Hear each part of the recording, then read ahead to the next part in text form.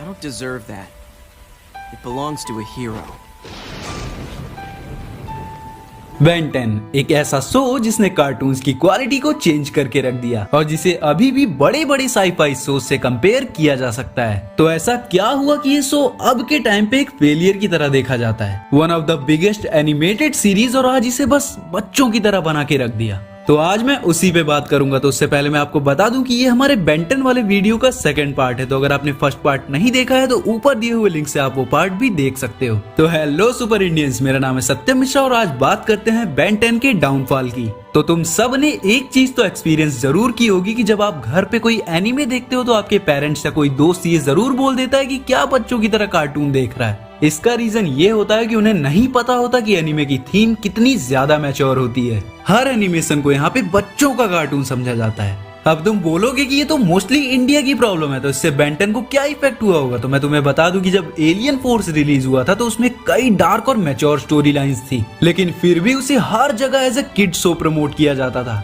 उसे लेबल ये कह के दे दिया गया कि ये तो एक किड शो है। तो अब राइटर्स चाह के भी उसे ज्यादा डार्क नहीं ले जा सकते थे और भाई फिर अल्टीमेट एलियन के बाद भी उसे किड्स कैटेगरी में ही रख दिया गया। और फिर ओमनीवर्स में उन्होंने इसी कैटेगरी को ध्यान में रखते हुए चेंजेस बनाए, क्योंकि बेन 10 की जिस तरह से ग्रोथ हो रही थी तो अल्टीमेट एलियन के बाद वो यंग अडल्ट गाय बन जाता और केविन तो पहले से ही सीरियस कैरेक्टर था, तो उसके चलते शो और ज्यादा डार्क साइड पे चला जाता। पर इसे सेम कैटेगरी में रखने के लिए उन्होंने आर्ट स्टाइल को चेंज कर दिया और हर कैरेक्टर की पर्सनैलिटी चाइल्डिश कर दी। अब तो मुझसे मत पूछना कि जब मैंने ग्वेन और केविन को देखा था तो मुझे क्या फील हुआ था। मेरा सारा क्रश उतर गया था जो एलियन फोर्स से आया था। पर फिर भी उन्होंने ट्राई किया कि स्टोरी तो अच्छी दें और वही हुआ, स्टोरीज का लेवल और ज्यादा बढ़ गया। तो जैसा कि हमने हमारे पिछले वीडियो में बात की और धीरे धीरे जो फैंस नाराज थे ओमनीवर्स के न्यू आर्ट स्टाइल और इमेच्योर पर्सनैलिटी से, वो भी वापस देखने लग गए। लेकिन सीरियस स्टोरीज में भी जबरदस्ती घुसाए हुए जोक्स खटकते रहते थे, जैसा कि हमने कई सारी एमसीयू मूवीज में भी देख रखा है।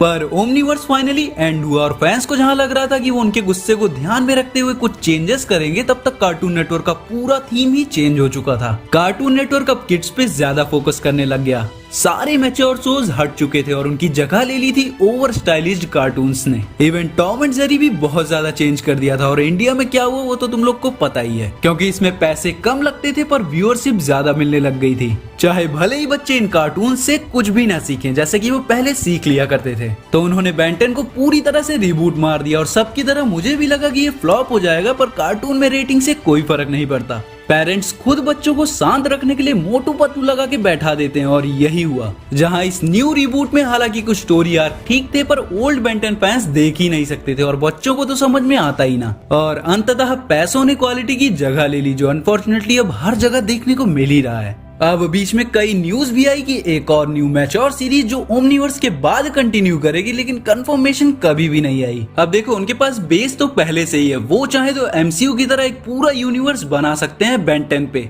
जहां एनिमेटेड लाइव एक्शन शोज और मूवी सब एक ही यूनिवर्स में वर्क करेगी और फिर भी इन्हें कंटेंट की कमी नहीं होगी। लेकिन वही है कि किसी को एक स्ट्रॉन्ग फैसला लेना होगा ऐसा करने के लिए, जो कि अभी तो होता दिखाई नहीं दे रहा। क्योंकि अगर सब सच बताऊं तो एक सिंगुलर कैरेक्टर को सेंटर करके इतना बड़ा कॉम्प्लेक्स और यूनिक यूनिवर्स तो आज तक कोई और नहीं बना है। तो पोटेंशियल तो यहाँ पे बहुत है, लेकिन पैसों की वजह से और सिंपल स्टीरियोटाइप की वजह से ये एक किड शो बन के रह चुका है। उनके पास जो इतना बड़ा सोर्स था एमसीयू और डीसीएमयू जैसे यूनिवर्स को खड़ा करने का, वो उन्होंने रियून कर दिया। तो अब तो बस एक ही काम हो सकता है कि कार्टून नेटवर्क, डब्ल्यूबी और मैन ऑफ एक्शन को स्पैम करो कि वो इस यूनिवर्स को रिवाइव करें। आई मीन अब तो तीनों स्पाइडरमैन एक साथ आ गए, तो ये कौन सा इम्पॉसिबल काम है। तो गाइज ये था आज का वीडियो, जहाँ पे मैंने आपको ये बताया कि क्यों बेन 10 शो एक फेलियर बन के रह गया। तो इसी के साथ इस वीडियो का लाइक टारगेट रखते हैं 5500। तो मुलाकात होगी अगले वीडियो में, तब तक के लिए bye. May the force be with you.